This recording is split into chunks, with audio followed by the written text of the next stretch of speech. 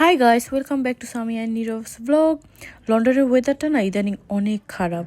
একে তো ঠান্ডা, তার উপর আবার বৃষ্টি। অ্যান্ড আমার শরীরটাও না অনেক খারাপ হয়ে গেছে। তাই কাজ শেষ করে হাজবেন্ড বললো আজকে আর রান্না করা লাগবে না, চলো আমরা পপাইস খাই। দেন চলে গিয়েছিলাম ড্রিঙ্কস মেশিনে। ফার্স্টে আইস নিয়ে নিয়েছিলাম, তারপর আমি নিয়ে নিয়েছিলাম ফান্টা অ্যান্ড স্প্রাইট লাইম ফ্লেভারের, অ্যান্ড আমার হাজবেন্ড নিয়েছিল অনলি স্প্রাইট লাইম ফ্লেভারের। আমরা বেশি বেশি করে আইস নিয়ে নিয়েছিলাম। আইস ছাড়া কিন্তু ড্রিঙ্কসের আসল ফিলটা পাওয়াই যায় না। দেখতেই পাচ্ছেন গাইস, এক মেশিনে কত ফ্লেভারের ড্রিঙ্কস পাওয়া যায়। তো গাইস, আমরা খাবার টাবার নিয়ে বাসায় এসে পড়েছিলাম, অ্যান্ড আমি নিয়েছিলাম চিকেন বক্স, যেটাতে ছিল 3টা হট উইংস, কেজন ফ্রাইস অ্যান্ড 3টা টেন্ডার্স। অ্যান্ড আমার হাজবেন্ড নিয়েছিল একটা স্যান্ডউইচ বক্স, যেটাতে ছিল একটা চিকেন স্যান্ডউইচ, 3টা হট উইংস অ্যান্ড কেজন ফ্রাইস। উইংসের জন্য পপাইস হচ্ছে বেস্ট। আপনারা দেখতেই পাচ্ছেন উইংসটা কত জুসি অ্যান্ড ক্রিস্পি ছিল। এক কামড় দিয়ে তো আমি পাগল হয়ে গিয়েছিলাম।